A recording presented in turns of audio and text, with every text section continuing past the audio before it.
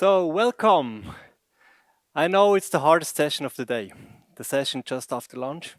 And I know the chairs are very comfortable. So, let's give it a try.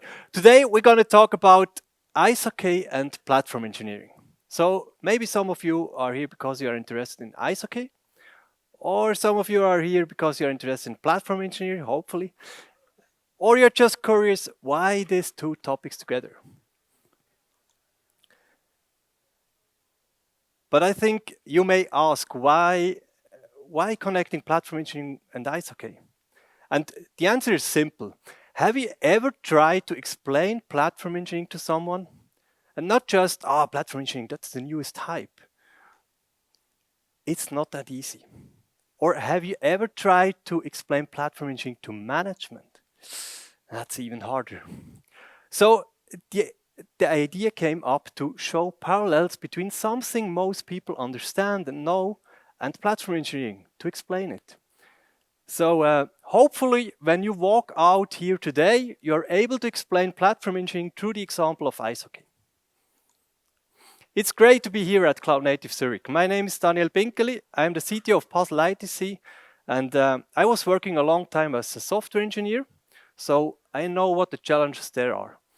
But I like to be honest with you, my only hockey experience is based on self-made ice in the backyard of our neighbor farm more than 30 years ago. But what in my experience is missing, he has even more. So here comes my fantastic colleague into the game. Before diving deep into tech, he was a professional ice hockey player. So here's Adrian Brunner. He's today one of our leads for platform engineering at Puzzle ITC. Adi and I are going to take you on a bit of a journey and exploring the different facets between platform engineering and using Adi's world, the world of ice hockey, to show some interesting parallels. Because you'll see building a great platform is much like building a winning ice hockey team. It's not just about individual skills or buying some tool, it's more about vision, coordination, and most important, the right person at the right position. And it all starts with understanding what is platform engineering trying to solve. So let's start with the basics. What is platform engineering? And I think to understand, we have to look back in history. So in my time as a software developer, when we are ready with software release, we just threw it over the fence. And then Ops was responsible. After this, for years, the promise of DevOps was you build it, you run it. So the idea was to empowering development teams, giving them ownership end to end. And that sounds great in theory, right? Ownership, faster feedback loops, fixing bugs quickly. But the reality for many developer teams looked different. So teams suddenly found them responsible for a massive, complex operational burden. Managing Kubernetes, setting up CI/CD pipelines, configuring monitoring, handling security patches, the cognitive load became immense. So developers spent less time building features and more time wrestling with infrastructure. Just look at the CNCF landscape. Wow, on this big screen, yeah. The sheer numbers of technologies available is crazy. So asking every single software development team to navigate through this complexity, that's not efficient and it's not sustainable. So the complexity reminds me a bit of the complexity facing ice hockey players. It's not just about skating and shooting. You need to understand complex strategies, you work within a strict system, you are constantly reacting what the opponent is doing. But the cognitive load of a so-called full-stack developer is more like an ice hockey player who has to think about all the basics, like maintaining your equipment and the ice itself. So imagine a professional ice hockey player who is sharpening his skates before the game, and during the game break, He's driving the Zamboni, the ice resurfacer. He loses completely focus on the game. So here comes platform engineering and emerged to this as a response. So the core idea is to provide a paved path for developers. And yes, it's about building internal development platforms. But the important shift is to adopt the product mindset for these platforms. So the platform team sees the developers as their customers. Now, the question comes up, isn't it just DevOps reinvented? And I think no, it's a clear no. DevOps and agile approaches are still completely valid. Platform engineering is more about better implement them and scale them. So the main improvement compared to the DevOps implementations for me are standardization and a clear customer orientation to the software teams. So it's the focus on the user needs. So think of it as applying user-centered design, which you know from UX, to the world of infrastructure. But given the broad scope of this topic, today we want to focus on two key areas: the organizational aspects of platform engineering and the CNCF platform engineering maturity model, which provides an excellent framework to approach this topic. Thank you, Daniel.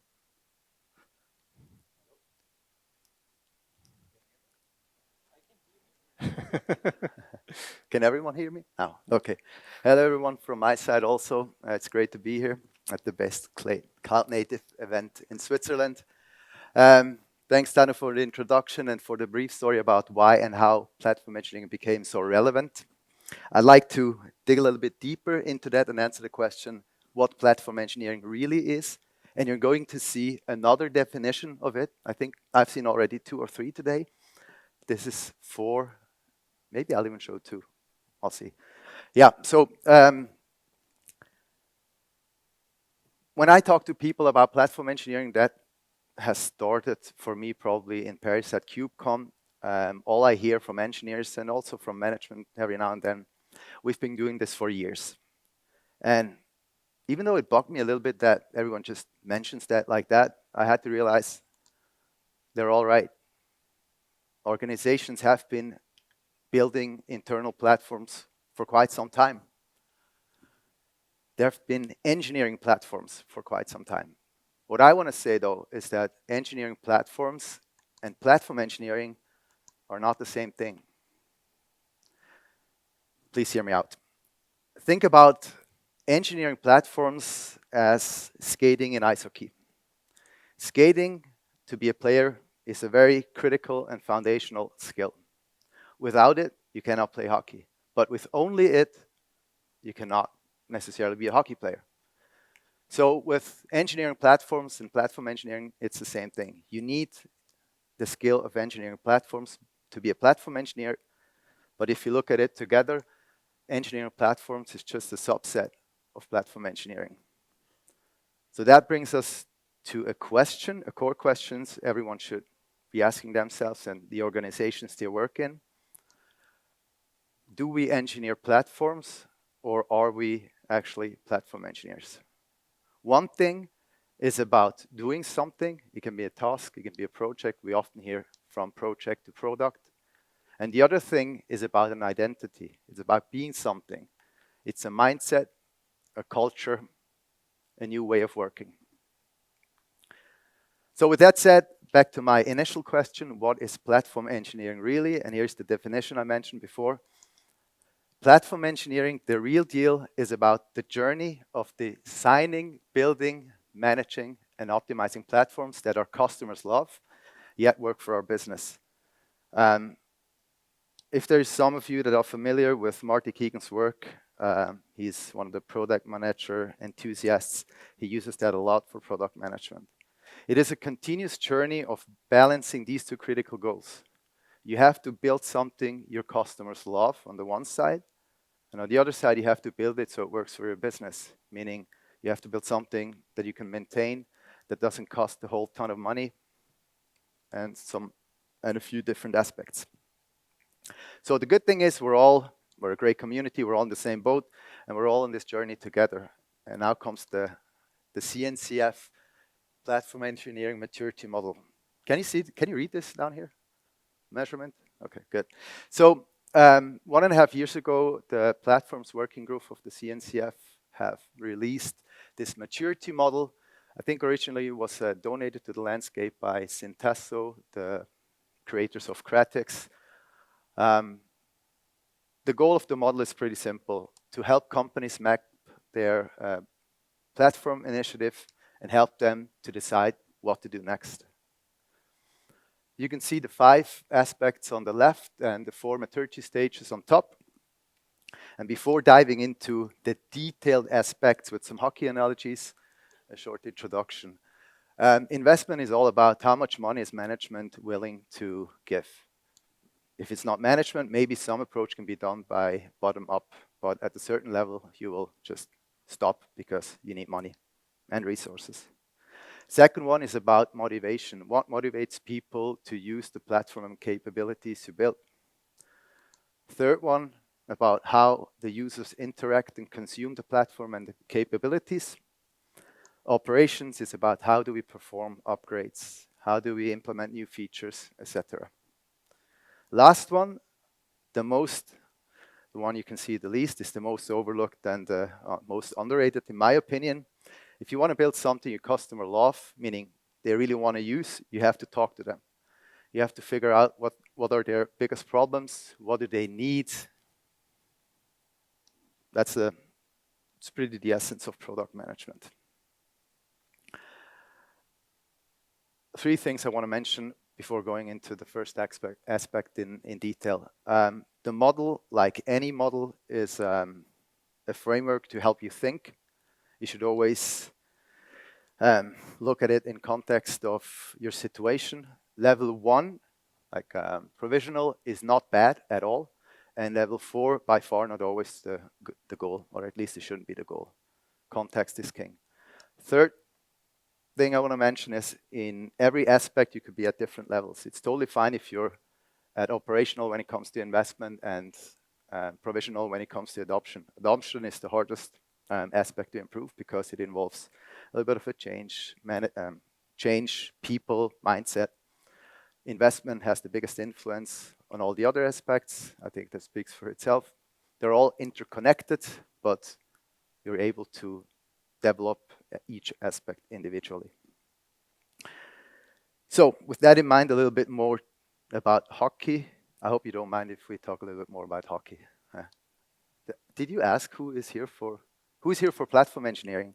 Can you raise your hand? Who's here for hockey? Oh, nice. Cool. All right. The first aspect, investment, I'd like to make an analogy to the ice hockey rink. The ice hockey rink can be looked at as the platform. The players are the developers. At a professional level, investment is voluntary. Ice hockey rink, yeah. Voluntary. This is the situation Daniel mentioned 30 years ago. The farmer and his kids probably flooded the field and invited some friends to scrimmage. That's the first one. It's built out of immediate necessity or goodwill. Those are platforms that are built out of interest, but not really used too often in the company. At an operational level, you have a dedicated team. This is your local town hall rink. There's a budget for the necessities to keep the ice frozen and the lights on, but you're more a cost center that is focused on reactive requirements, and you really only help a few people using it. Things get interesting when you look at scalable, when your platform becomes a product. This is the professional arena, and investments are based on value it brings to customers and other stakeholders. The arena over there has a video cube, they have a business lounge for all the sponsors to network, and they have great food. All in all, it's about the experience for all the spectators, the fans, the stakeholders, but also for the players themselves. I kid you not, the Zamboni driver Danu mentioned earlier, even though he's not really looked at as a teammate, he is a teammate. He can really put a little bit more water on the ice to the opponent's side of the ice when he wants to. This is when you see the puck stick on the ice happens. So yeah, when you look at it as a product, those little things are also important. That's why they call it a home game. Oh, not yet. Finally, at the optimizing level, you have an enabled ecosystem. The rink is now part of something much bigger than just a team. It's a downtown complex with restaurants, with maybe team shops, maybe you even have public transportation just stopping in front of the arena. It's not just about the game anymore. It's about enabling a whole ecosystem that benefits the fans, the players, stakeholders, and maybe even the town. Next, adoption. And for this aspect, I'd like to make an analogy to the gym, because everyone knows who goes to the gym? Because it's healthy or because you like doing it? Healthy? Like doing it? Oh, cool. Okay. As an athlete, you have to go to the gym. It's not, well, some do it because of aesthetic reasons, but it's basically because you need to train your muscles to perform at a high level. So the gym is an essential capability for a hockey club. It could be a capability of the ice rink, but let's look at it as a capability from the hockey team. At a provisional level, it is used erratically. They don't really have a gym close to the rink, and people do it because they go there, because they want to spend some time in there, but they don't really connect it to the sport itself. There's no coordinated effort or standard. When you go to operational, then the extrinsic push comes in. This is your coach telling you to be next morning 8 o'clock in the gym and lift weight. It is good. You get you get the whole team into the gym. The downside might be, I mean, you can lift weight and you can lift weight. You go there, you just go through the motion. You make a bad form, maybe even cheat with the reps. It does its job, but it's not really a goal for a professional hockey team to have to really dictate your team into the gym. At a scalable level, you have intrinsic pull. This is when you have a beautiful state-of-the-art gym right next to the locker room. It has everything the players need, and they go there because they see the value it gives them, and because it makes them better players. The motivation comes, in this aspect, from within. And finally, optimizing. Optimizing becomes participatory. This is when every single player loves to go to the gym so much. To be honest, I have not seen this too often, but it exists. They go there they love it to go there so much that they go to the coaches, they tell them, hey, we should adjust our plan for the gym, and maybe there's a new equipment we should try out. It's really powerful, but hard to achieve, at least in sports. But when you achieve it, the players are co-owning the gym, which makes it ultimately more intrinsic to use and actually more useful for all the players. Now let's talk about interface.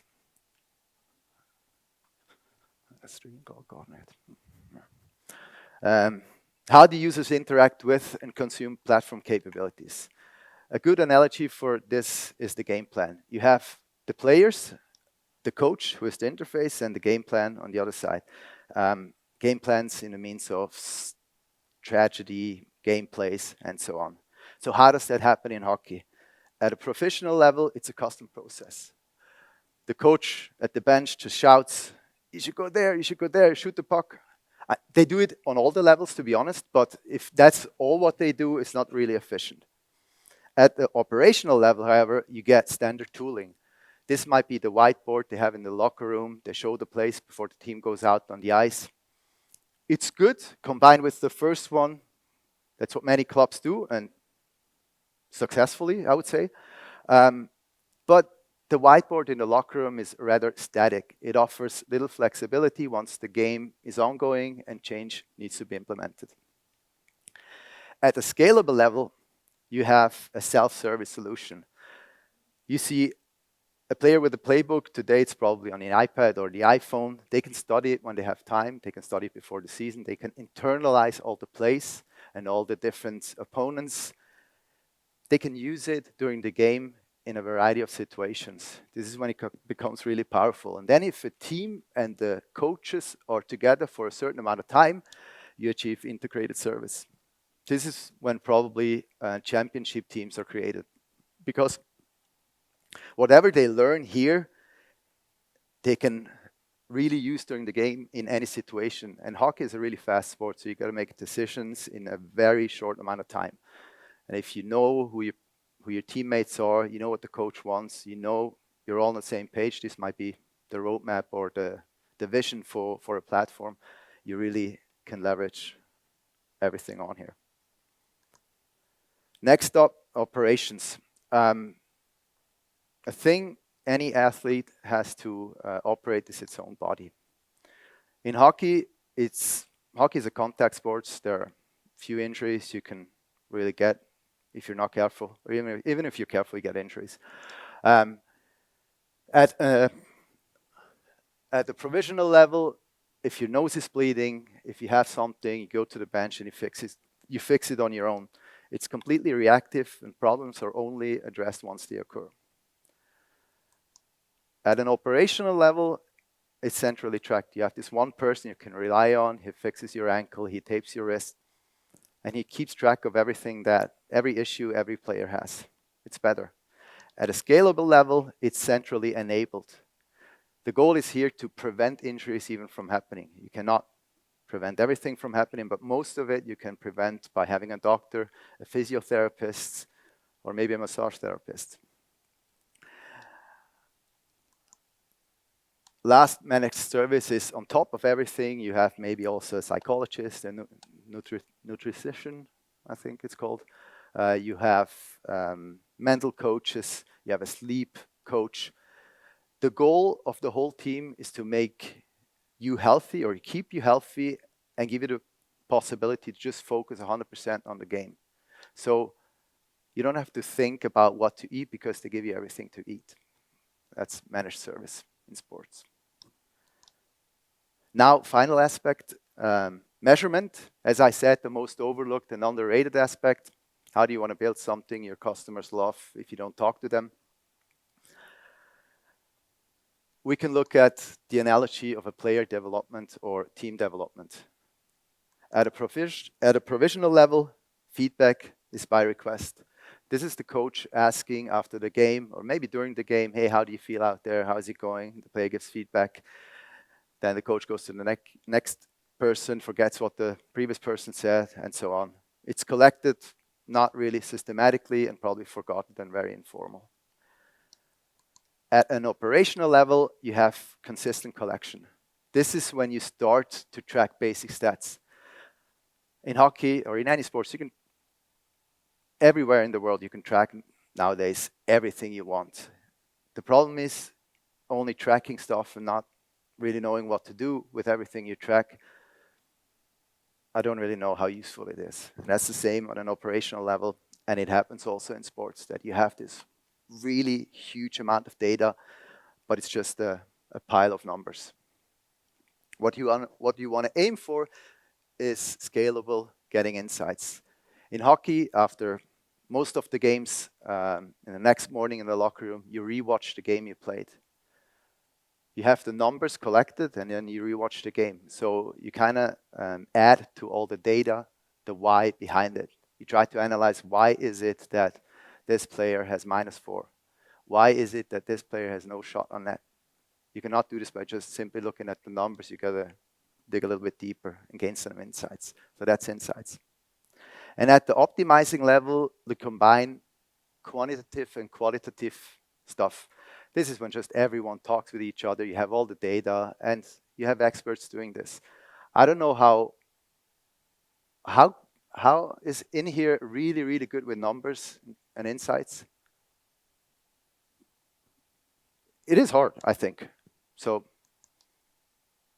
I don't even think, maybe in the NHL some teams do it, but it's really hard. So with that said, the last thing I said, I almost want to give back to I'll give back to Danu. Platform engineering, I hope I was able to show you engineering platforms, platform engineering. Even though they're similar, they're not the same thing. And one thing that plays a really big role in all of this is the organization. This is why I give back to Danu. Thank you so much. Nice, thank you. Yeah, Adi, spot on. I think it's 80% about people and just 20% about tech. And I'm CTO, so it's hard to say, but that's the reality. So you can have the best platform technology in the world, but if your organization isn't ready to use it effectively, you won't see any benefits. So that's why we think organization is the key to success. A good proof of this is Conway's law, which says organizations design systems that mirror their own communication structures. So if your teams are fragmented or siloed, your software architecture will reflect the same. So you have technical depth, dependencies, yeah. So this is why we think organization is so important. And to solve these challenges, we really like the models of team topologies. But I won't explain team topology. Manuel already gave you some hints this morning, and I really recommend you to read the book Team Topologies. I like to focus on two key themes of team topology and show you the analogies to ice hockey. So let's focus on the platform team and the enabling team. Let's switch to our ice hockey examples. Our ice hockey club has 3 ice hockey teams. The platform team is comparable with the stadium management and all the infrastructure surrounding the rink. So they ensure the ice is in top condition, the locker rooms are functional, the lighting is perfect, and they provide for the players a perfect environment so that they can fully concentrate on the game. The enabling team is more like the coaching staff and the specialized coaches, like the athletic trainers and the mental coaches. So they don't play on the ice themselves, but they empower the players to reach their full potential. So they offer training, give feedback, and support adoption of new training methods.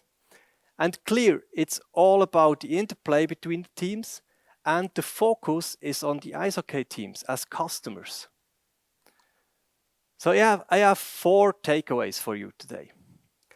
Platform engineering is more than just a buzzword. It's a necessary evolution to manage cloud-native complexity. Second, thread your internal platform as a product, with developers as customers. Third, your organizational structure is critical. Team topologies provides a solid model for designing teams and enable fast flow and effective platform adoption. And last, remember the 80-20 rule. It's mostly about people, culture and process, and just then about tech. So ultimately, both platform engineering and ice hockey are team sports. So hey Adi, as a former ice hockey professional, what would you say is it all about?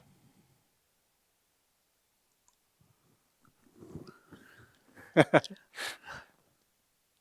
you very much. Thank you very much.